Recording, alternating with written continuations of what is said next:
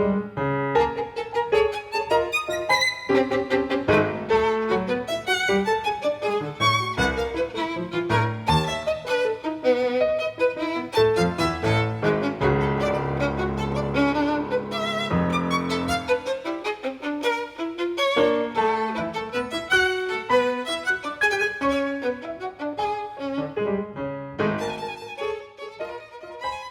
there. Welcome to Public Access Public Affairs. We're your hosts this week. I'm Stacey Davis. And I'm Mark Bavawi. Hey, Mark. How are you doing this week? I'm pretty good, Stacey. We're stuck indoors. Have you been watching the Democratic National Convention? I've been trying to. It's a little tough going sometimes, but it seems to be that we're all following the same format, right? Everyone's on Zoom and everyone's all over the place. So we're not at Houston Media Source right now. I'm in Sugarland. Where are you? I'm in Houston. I'm in Pleasantville. Yeah, I've been just catching the highlights on TV. But we're here on Public Affairs, Public Access to talk this week about our local elections, Texas elections, how Texas elections are going wrong and how they could be better. As we know, in the United States, we don't hold federal elections. We hold state-by-state elections. And so the only way that we can really start to change our federal elections is to change things right here in Texas. So a little bit later on, we're going to have Greg Palast on the show. He's an investigative journalist, and he's going to help guide us through the process. He's written several books on the subject, including his latest book, How Trump Stole 2020. And Mark is reading that book right now. Tell us a little bit. Like several of his previous books, there's some interesting graphical stuff in there. Ted Roll, who's a cartoonist, has a whole section in the middle of the book. One of the things I really like about Greg, and I think people will notice this when we have him on, is that he presents things, and this is not what the most of the book looks like. This is Ted Roll stuff. So the majority of the book is actually printed, but he presents things in easy to digest, funny stories, even though the topic is often very serious. He's covered all kinds of very important topics, pollution, oil spills, vulture funds in the economy, but he always does it in a very accessible, friendly, easy to listen to style. So I think it's going to be really interesting to talk to him. And he's going to mention stuff outside of Texas as well, I'm sure, because a lot of these things happen all over the country. I'm very interested to talk to him. He's a good friend of mine, and I haven't spoken to him on the air in probably about 2 years, I think, maybe a little longer than that. It's gonna be good to see him. I know he has quite a lot to say, and yeah, anything that he wants to tell us, we all sort of need to be updated. So we sort of decided in the spirit of Katie and Matt Taibbi on the Rolling Stones podcast. They have different segments where they sort of break down the news into different segments. So we've broken down Texas headlines in our own segments. The first one is called Texas by the Numbers. And this is a segment for your inner math nerd. So 300 square yards is the approximate area of a plastics factory that were on fire in Grand Prairie for nearly 24 hours. The flames reached 500 feet high, according to witnesses, and they could be seen as far away as Denton, Texas. The TCEQ is monitoring the air. It's said that a power line fell down and fell onto this plastics factory, which kind of makes you think about just the general state of infrastructure. Power lines aren't supposed to fall down, especially when they're around plastic factories. And the state was asking people with breathing problems, asthmatics, people like that to take care. They didn't really have any instructions for people. So that was a massive fire in the news this week. What have you got? Well, the assistant fire chief there said it in a very very educated way. He said, "It's combustion from plastics, so it's not good to breathe." That's right. With that kind of medical information, he should be in charge of COVID. 13,000 acres of oil was discovered in the Permian Basin. This is equivalent to about 417 billion cubic feet, or over 74.2 million barrels. It's a little odd to think of this as good news. I don't think it is actually in the current economy. Permian Basin oil right now, they would pay you to take it away. $13.13 a barrel. It's below zero. So if you've That's got right. an oil tanker, just pull it up and make some money. Well, that's right. I mean, you could maybe you could go to the Permian Basin and get them to fill your tank up for free. Um, and there are also a lot of oil wells that are closing down in the Permian Basin. I don't have those numbers, but all over the energy news, it, they're talking about that and the negative oil prices. 61,613 is the number of Texans who filed for unemployment this week, which brings the statewide total to 3.2 million Texans on unemployment.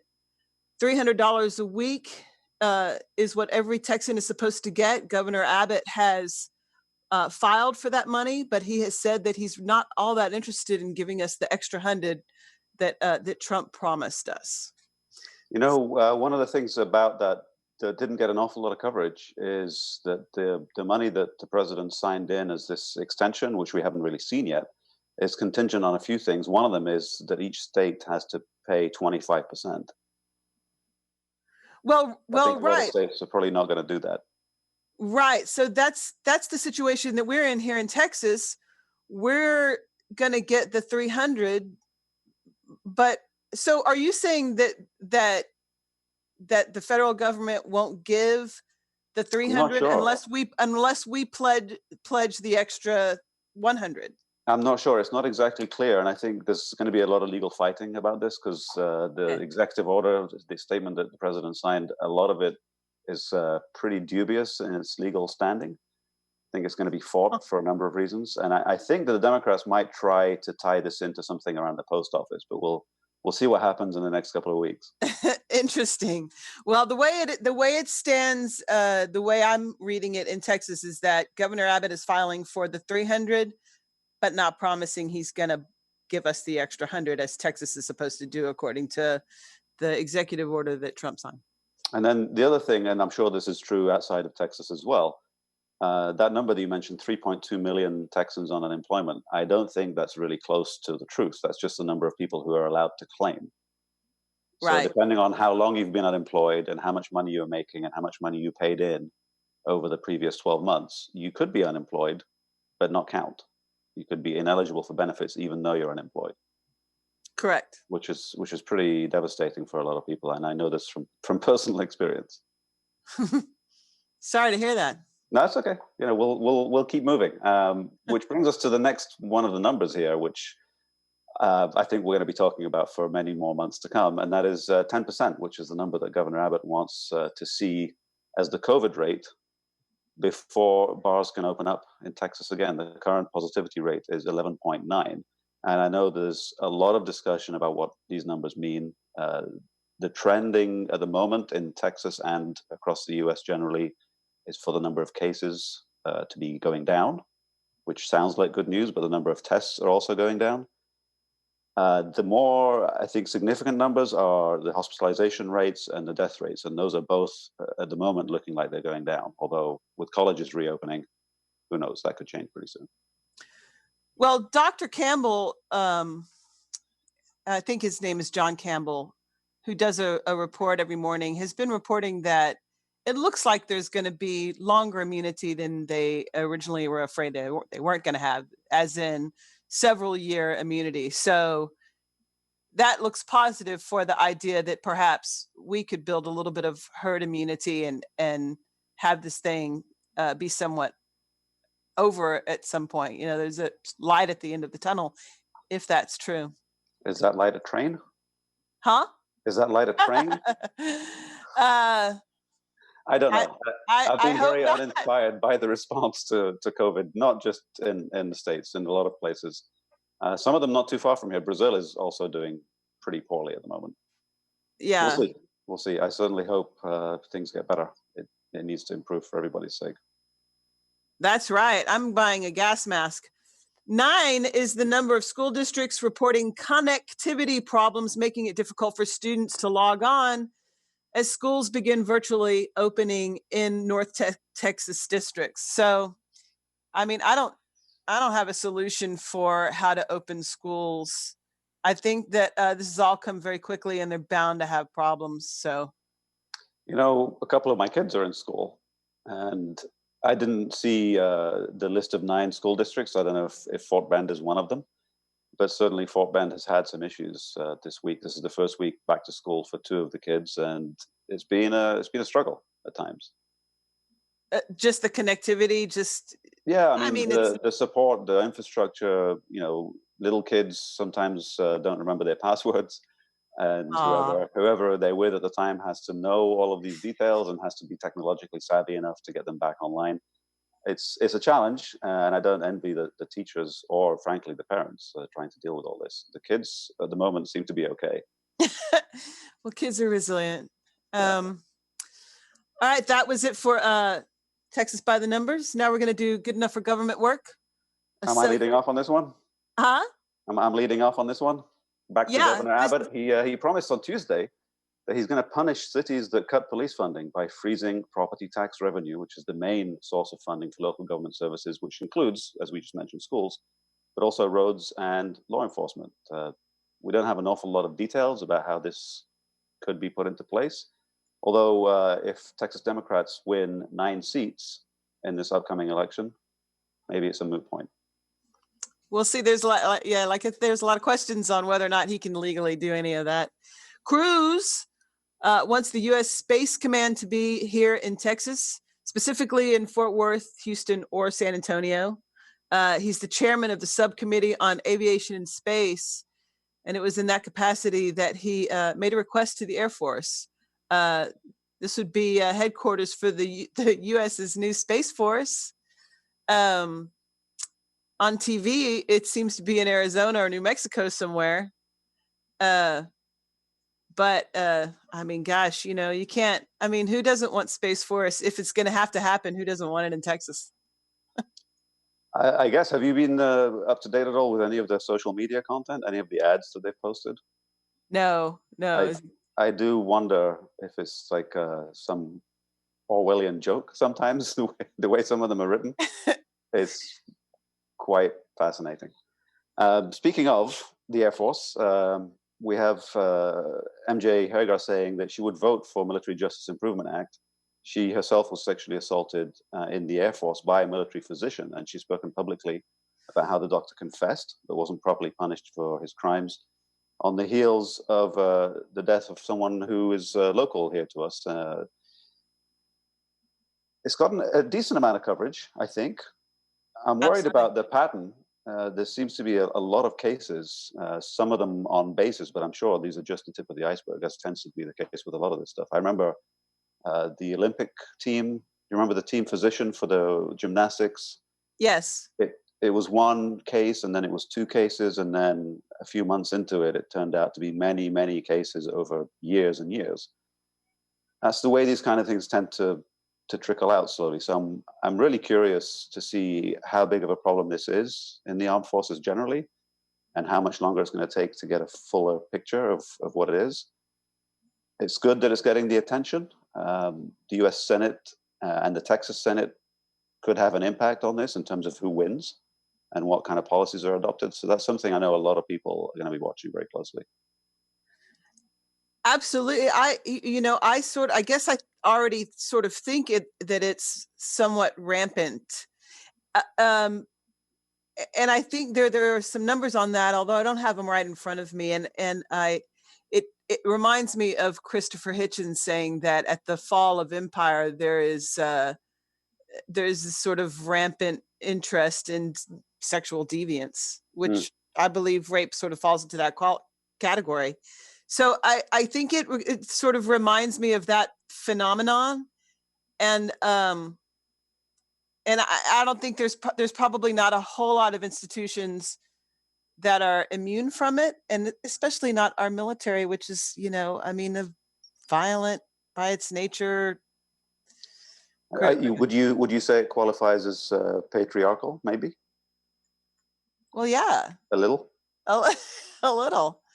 Uh, anyway, yeah, I mean, but it's good that that it's getting some attention and that people are addressing it, no matter how slowly or I mean, this is progress. Put it It that way. is. I mean, it's obviously horrendous that it took multiple deaths and the late discovery of bodies in the desert for people to start paying attention to it. But I'm definitely glad something's coming of it in the end. Yeah, it's disgusting. Why don't you take the next one there? Oh, about Elon Musk. It's made some news. Governor Abbott said on Friday that Elon Musk chose to build Tesla's factory near Austin, in part because there's more, quote, freedom in Texas than there is in places like California, which is where the factory is kind of going to be moved from. But one of the interesting things that isn't mentioned is there's actually a several-year battle between Tesla and Texas that started back in 2016. And that is that Tesla is not allowed to sell its cars in Texas That's right. because you're not allowed to sell cars in Texas if you don't have a dealership. I'm not quite sure exactly how this is going to work out, but the way it's looking at the moment is that Tesla, even when it builds these cars in Texas, will have to ship them across the state border and then back again before they can be sold to anyone in Texas, so that they don't count as in-state sales. Is that because of our tax structure? Why can't he just make the factory into a one big dealership? You have to have I forget what the exact terminology is for it, but you basically have syndicated dealerships which are independently owned and operated that are separate from the manufacturer. I guess originally the idea was that these people would be less likely to lie about the product if they're independent. And so car manufacturers are not allowed to sell directly to their customers in Texas and a couple of other states. It's not just here. But the irony of this, of course, is that the cars are going to be built here. They'll be sold here, but legally will have to not be from here. So they're going to be built close, just outside Austin, ordered as an out-of-state sale from inside Texas, trucked across the border, and then trucked back in again to whoever is buying them, which is, I don't know, makes me wonder a little bit about the validity of Greg Abbott's statement about the freedom that we have. Well, I'm going to wager you a 20 right now that that Elon Musk lobbies that issue and that the issue changes before the factory is finished being built. So I'll put a Could 20 be. on that if you like. Could be. I don't know if I'd take that bet. He was trying to do it before.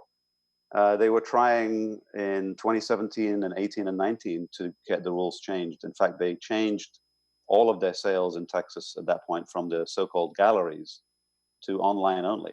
So the way it was before is that you could walk into a Tesla gallery, which is not a dealership exactly. You Right. could do a test drive. You could configure your car. You could order it from that gallery, but it's not counted as a dealership. It would still be an out-of-state sale, and the car would be shipped to you across the border. Maybe there's a big car dealership lobby in Texas that I'm sure there is. I'm clearly not aware of. I'm sure there is. That makes That would be my sense. suspicion. That makes sense. So that makes the wager a little more winnable. The fact that, I could be Maybe. wrong. Maybe. So- All right. You know what? I'll take it. We're live. We're streaming on Facebook Live right now, and this is going to be on YouTube and a couple of other places tomorrow. So there's no getting out of it. So I'll take a $20 bet. All right.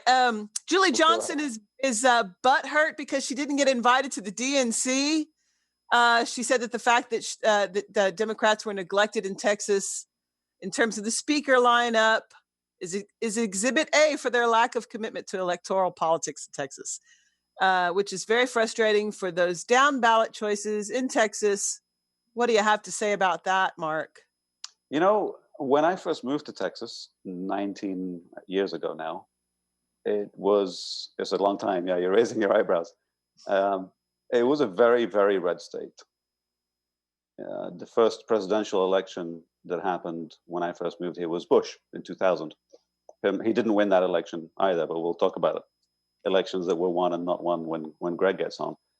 And since then, in the last 20 years, as someone who moved here, a little bit later in their life than most residents maybe, it's changed an awful lot. It went from essentially just Austin and a little bit of Houston being not entirely red to basically blue. I mean, if you look at the last two mayors and the city council membership in Houston, I know we're not talking about statewide offices at the moment, but Right. they're essentially Democratic held positions now. And Texas, I think, within the next couple of cycles, is going to be right on the knife edge of being essentially purple.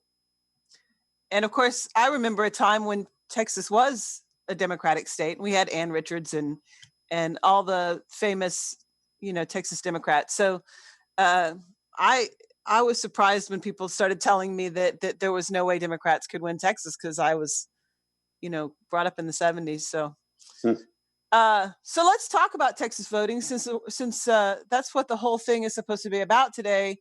And that's kind of the whole thing is that we sort of think of ourselves as freedom loving Texans, independent Texans, but not all Texans are being allowed to vote. And Texas makes it much more difficult for its citizens to vote than other states, which is absurd in a state that I've got a fly. I'm supposed to be the fly. It's absurd in a state that values freedom as much as Texas does, in my opinion.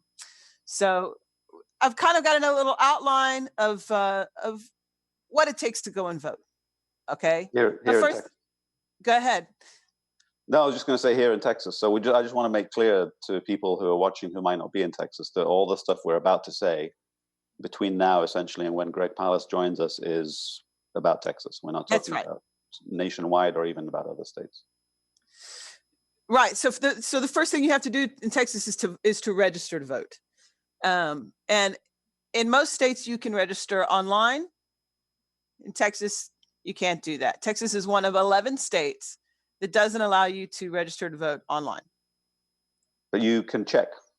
You can check if you're already registered. So if you're not registered, you can't vote online, but you can check if you're registered. And you can also change your address online if you're already registered. And one of the things you can do online, which is kind of a halfway step, I guess, is you can go online and fill out your voter registration card online. But that doesn't mean you've registered. You have to print it and then mail it in. So the Okay. fact that you complete it online doesn't mean anything at all. It just means you have a form that you filled out on the web. So you have to actually print that out and put it in the mail and hope that it arrives and hope that you get put on the voter rolls. That's right. And you have to put it in the mail. You have to put it in the mail 30 days before Election Day. That's October 5th this year. Texas is one of 10 states that makes it 30 days. The rest of the states go 29 to 15 days to most states will let you, I believe it's most states or quite a few states will let you vote the same day. I think it's actually more like 15 states let you do it. So you can actually show up in 15 states at the polls on voting day and register that day, but you can't do that in Texas. You have to you have to register the maximum number of days out, which is 30 days. It doesn't get any longer than that. Although one thing in Texas which is better than some states, especially across the South, and I'm sure Greg will correct me on this if I'm wrong, I'll ask him. I think in Texas you are allowed to vote if you have a felony conviction on your record as long as you've finished your sentence or finished your parole. That's right. You get your voting rights back after that. That's right. You have to be off paper. Right. That's right. And then there's cleansing that happens every 2 years. Harris County has been singled out for this within the nation. In 1993, the National Voter Registration Act mandated that the state local election officers keep voter registration lists accurate by removing the names of people who die, who move, or who fail in successive elections to vote.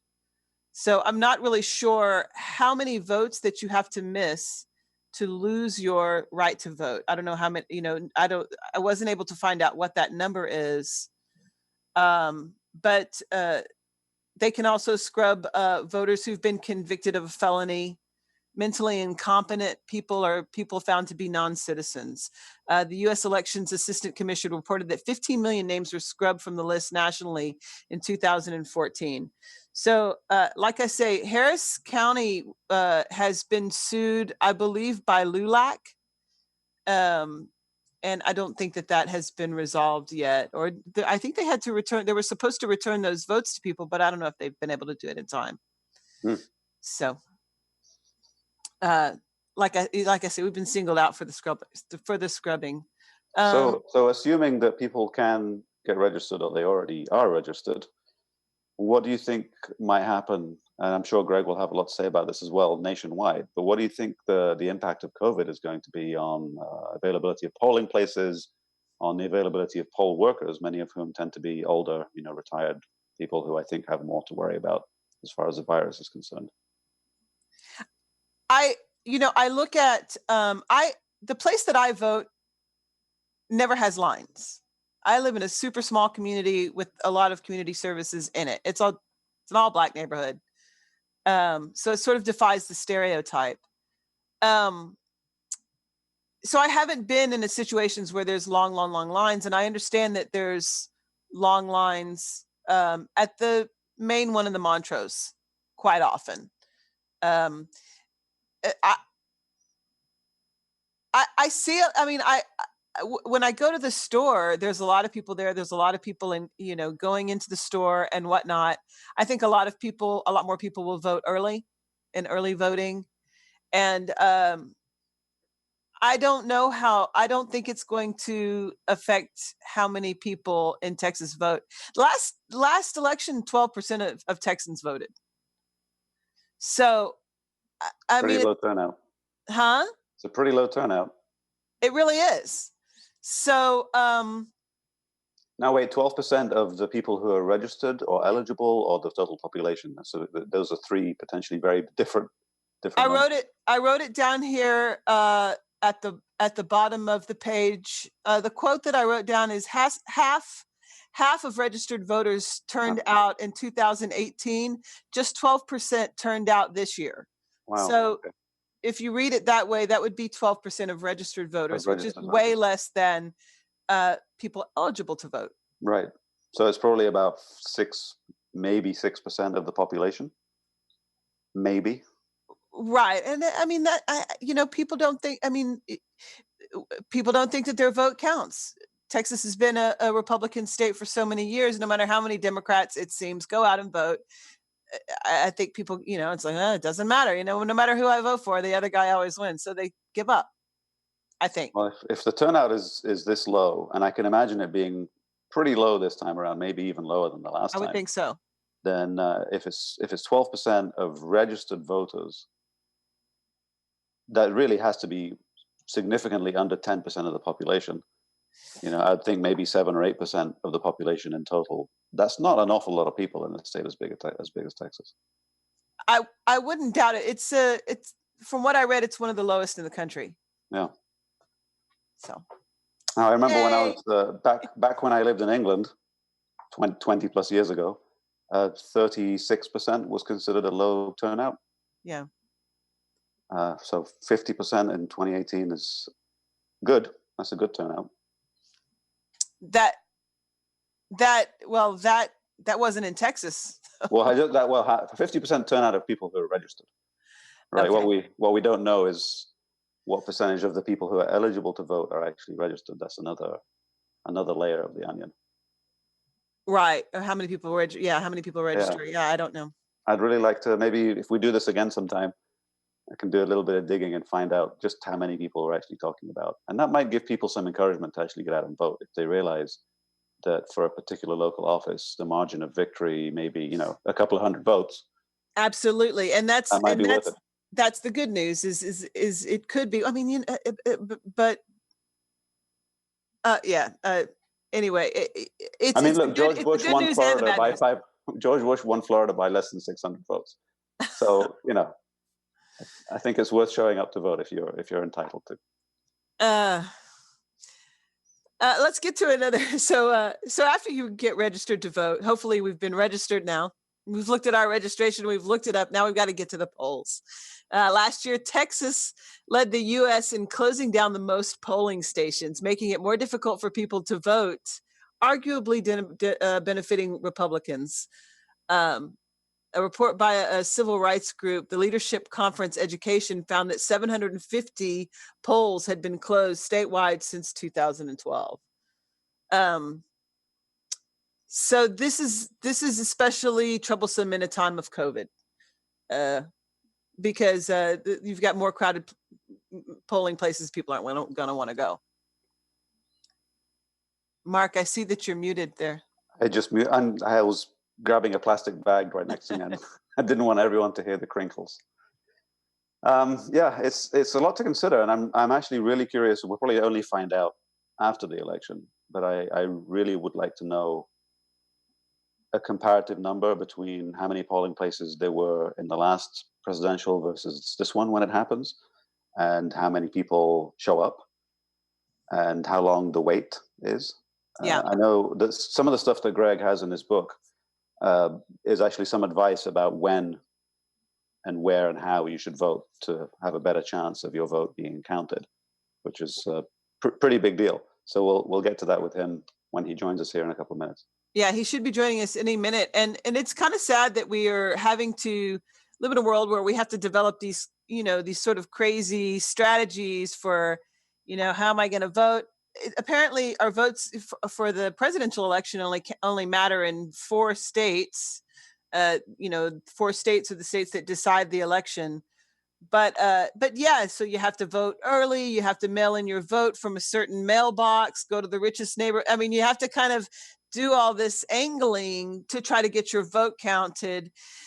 And I guess I wanted to say sort of about the other things that we talked about as far as registering to vote is concerned. These are simple legislative things that we as Texans could be demanding that our government change, in order to help us to vote. But the polling place, the closing down of the polling place things, I don't know how we would mandate more polling places to stay open, especially when people are getting sick. I don't know how you do that.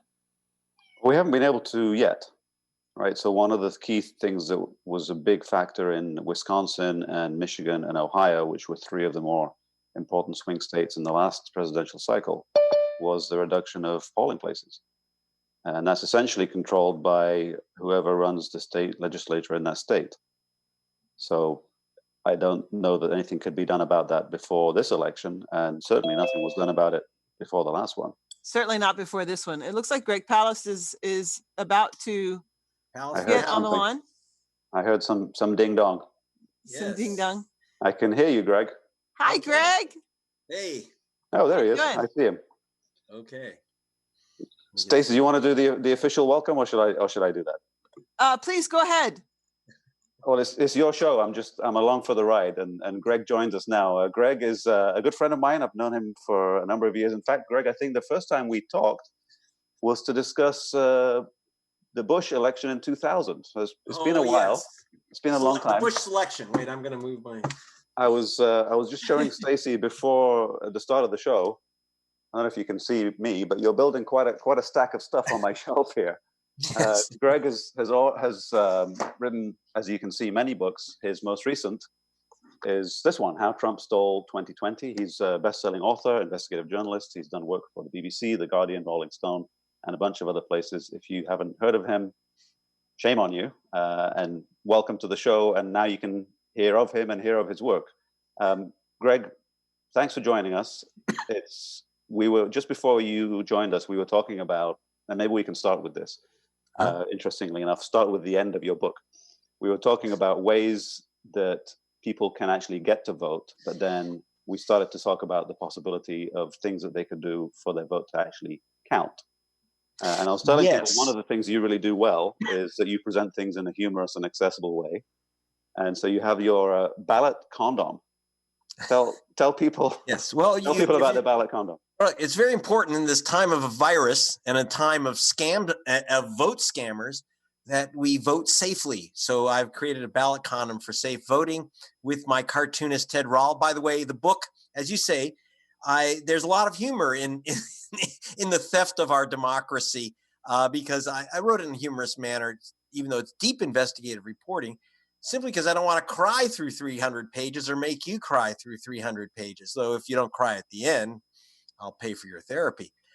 So one of the things so at the back we have the new improved ballot condom at the back of how Trump stole 2020. So and no, you don't wrap it around your ballot, but you do follow the 7 steps. And the first, I tell people this, I don't know what I can do.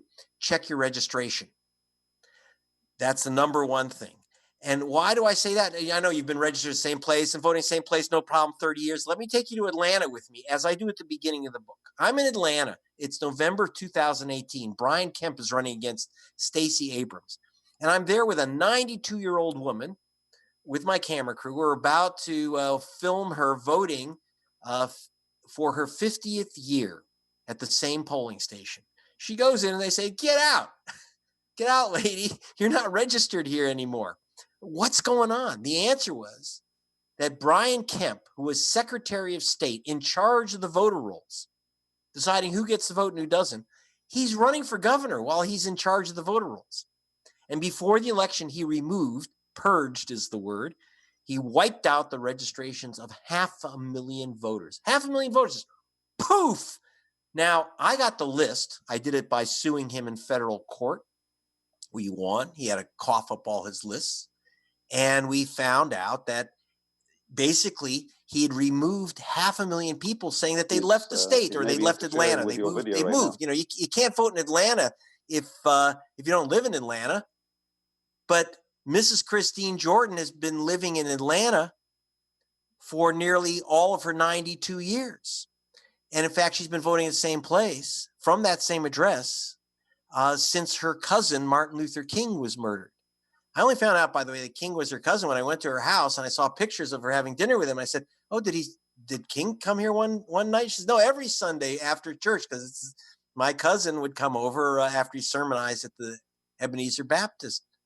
If they can remove Christine Jordan after 50 years, they can remove you. So go to especially if you're in Texas, you go to your Secretary of State's website, see if your name is still there or if it's correct, and then you register. Because here's the thing, Mark, that in the last 2 years of record keeping, mostly GOP secretaries of state have removed, are you ready? 16.7 million voters have been purged, wiped out, erased from the voter rolls. It could be you. And by the way, it was me. I just checked my registration, or I checked a little while back.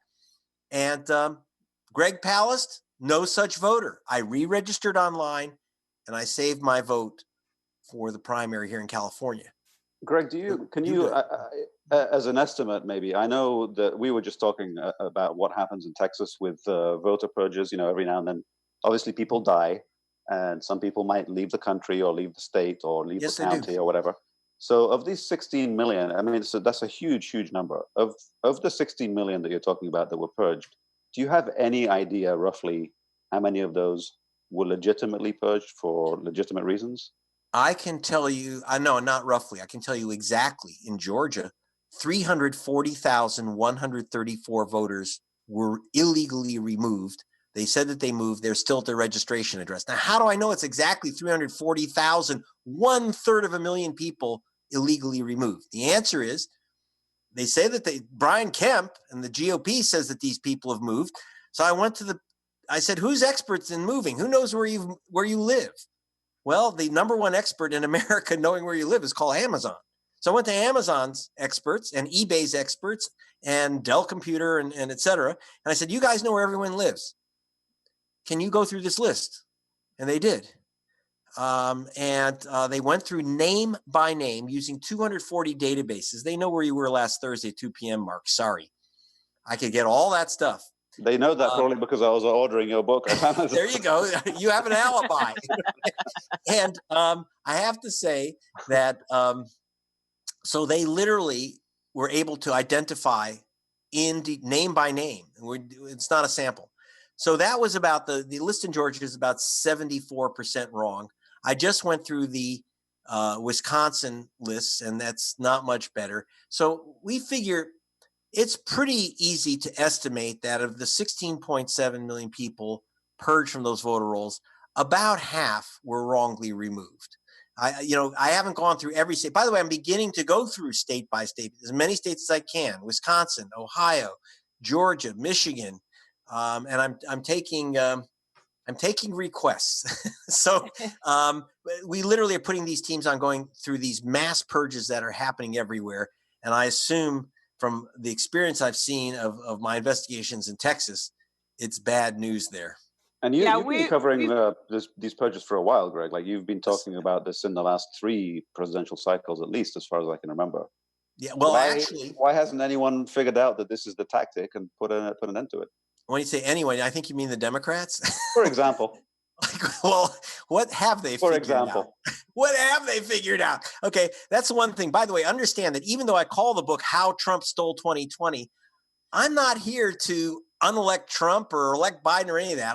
I really am a journalist. I really am nonpartisan. The reason I call it How Trump Stole 2020 is he already did it. That is, they removed the 16 million voters. They're playing all these games with voting. In Texas, if you're a student, you can't use your normal student ID to vote. It's crazy stuff. And by the way, in Texas, you also have tremendous mail-in problems. But you ask, why hasn't anyone picked this up? They are beginning to.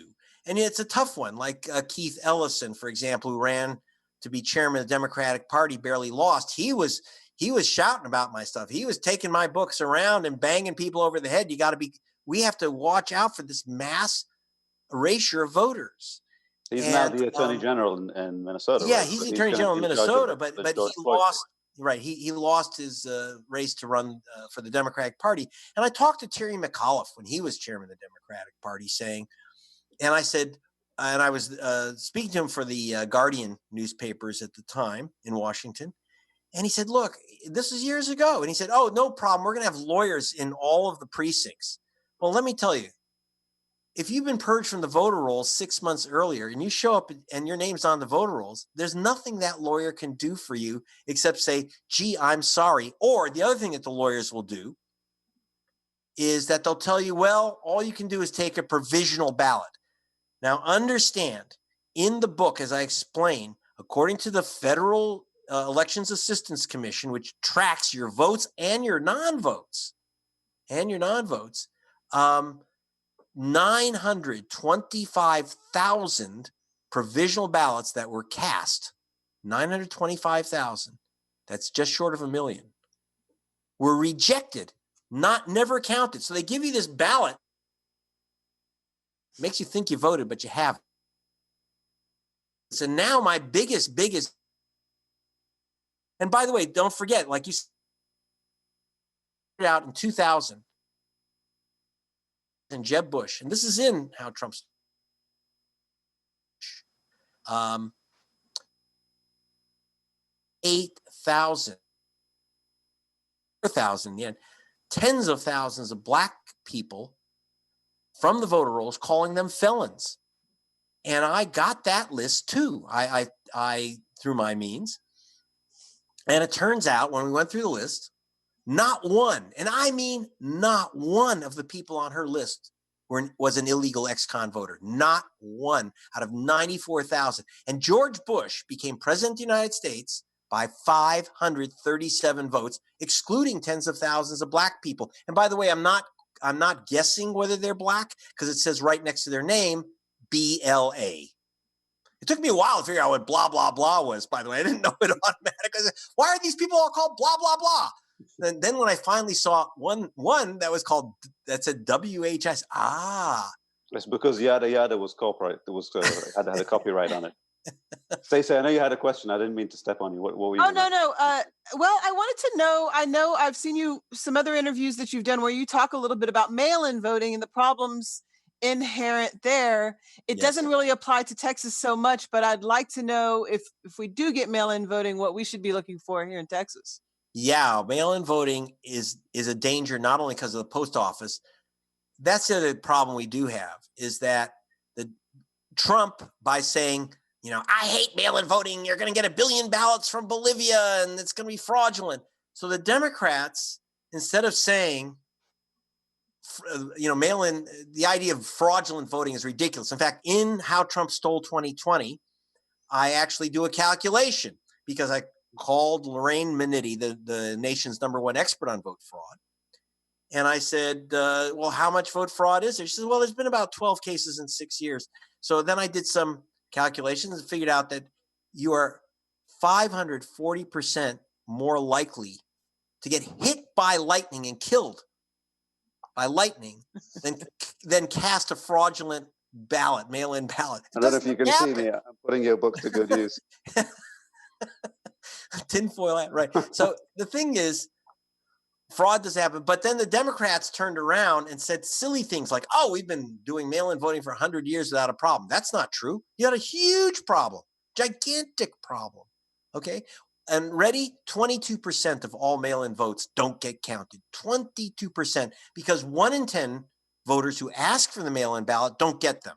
That just happened. It was confirmed that Georgia, it's officially came out that Georgia in this June in its primary, that 1 in 10 people who asked for their ballot never got them. Guess what the color of those people were? Well, we know because we saw it on camera. You saw those lines in Atlanta on the June white, primary, right? They it's were all white black folk, almost all black folk Yeah. in June. And in the humid rain. Now, do you think that black people have some particular desire to stand in the humid Georgia rain for 4 hours and take a chance on getting a deadly virus? No. When we talked to the voters and when I talked to the ACLU of Georgia, they all said the same thing. We didn't get the ballot we asked. We asked for the mail-in ballot. We never got it. Now, a lot of it is because people didn't realize that they were on the purge list. And therefore, they weren't going to you're not going to get a ballot if you're purged. So the other point of checking your registration is also to make sure that if you do vote absentee, and I know there is absentee voting in Texas, just it's a rigmarole. Right. And that's one of the problems is that if I'm correct, straighten me out on this, but I understand you need to notarize your request and excuse for voting absentee. Yes. It's insane. That's a poll tax. Well, Alabama requires notarization of the ballot. And that's where Doug Jones is fighting for his life for re-election. 8 states require that you have a witness signature. Now, what's that for? A witness as well as a notary, or so? No, 8 states just require a witness. Bring a wedding party to your signature. There's step 4 on your ballot condom here. I think Greg touches on this a little bit. Yes. You talk about the early bird throws out the worms. Talk about early voting as opposed to mail-in voting. And there's something in here you wrote in your usual style about Wednesday. When is the best time for someone to vote? Wednesday. Wednesday before the election. Don't okay. Not this Wednesday. The reason I say that, why Wednesday? Because I've actually checked this. This is not. I've done a lot of testing on this. I can't Here's believe what you want to do. If you want to avoid getting ill, but you want to avoid going through the insane rigmarole of absentee voting, especially in Texas. Go in, fill out your ballot in early voting. And if you go midweek, I find that these places are dead empty. So if you go in, with your mask and gloves and you vote early in midweek, I find that these polling stations are pretty empty. Now you know why I say midweek? Because the Sunday before the official election day is Souls to the Polls Day, traditionally for African Americans.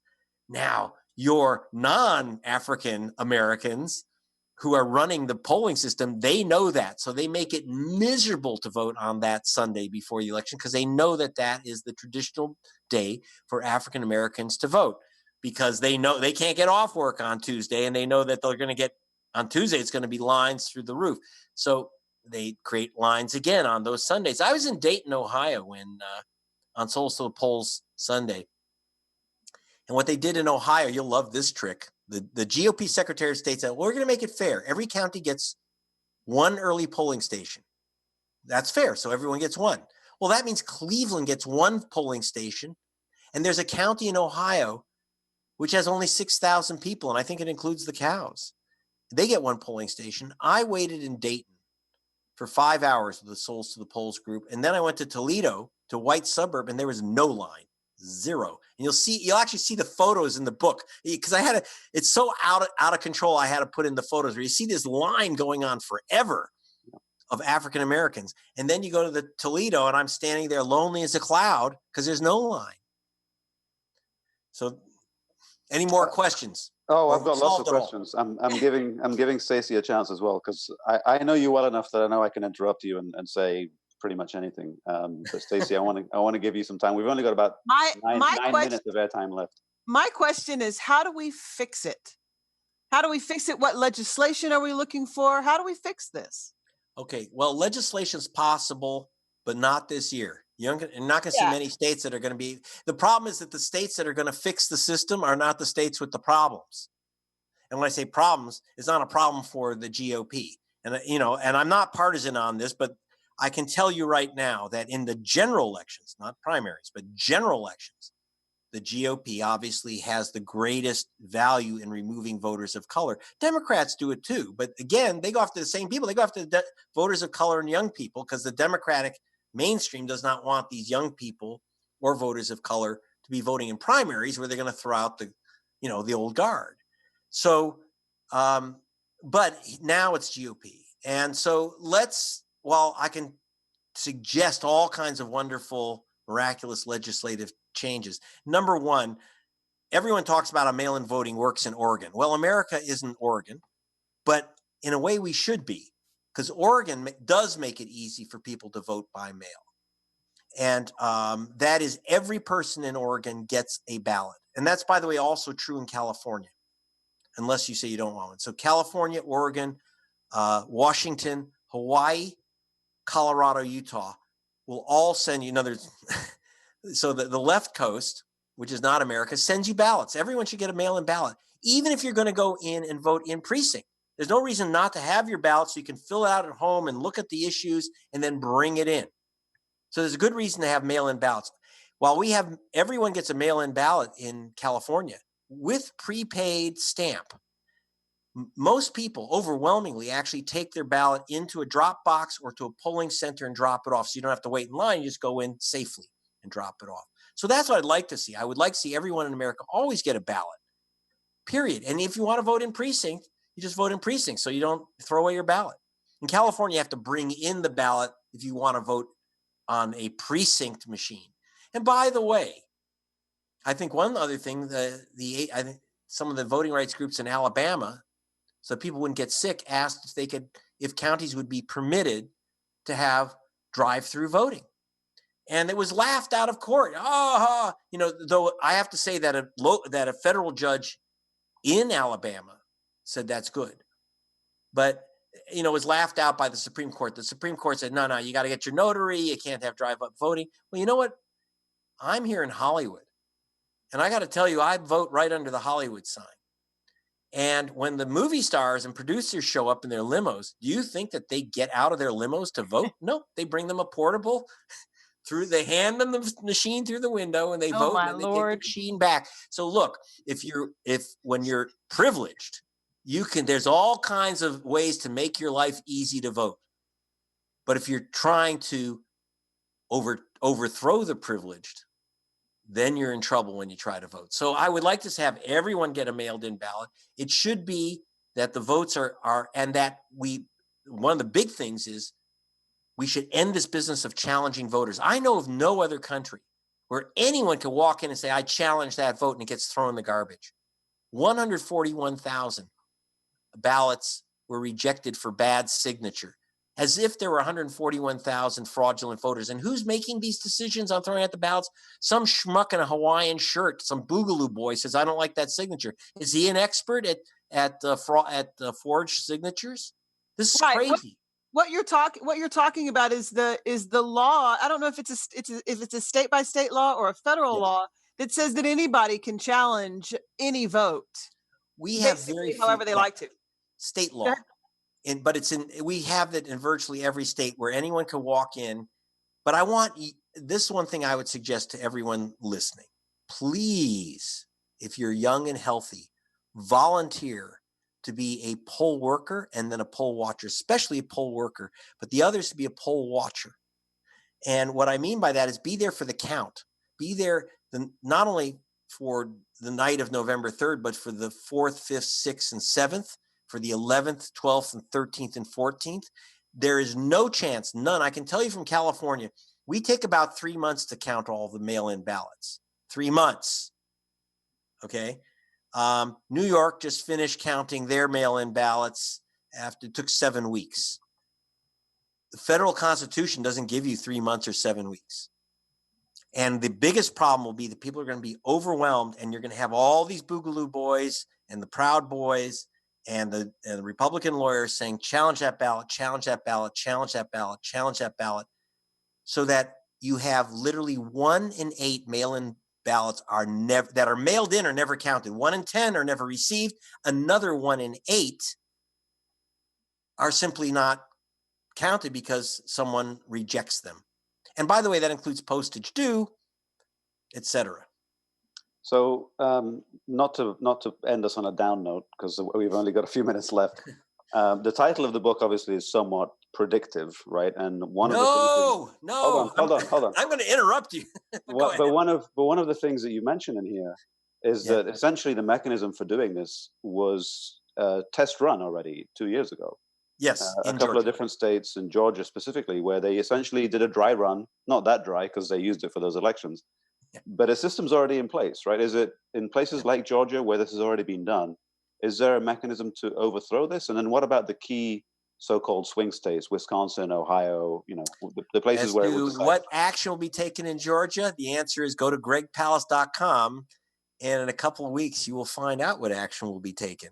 And in Wisconsin, you will find out what action will be taken. By the way, because Wisconsin is so key, it may come down to Wisconsin again, as it did in 16, and I show I was stolen in 16, is what's unusual there is that I'm actually working with the cooperatively with the Board of Elections, which is facing a lawsuit by a right-wing billionaire family, the Bradley family in Wisconsin, to remove 152,000 voters. And the Board of Elections, which is bipartisan, says, we don't think these people have moved.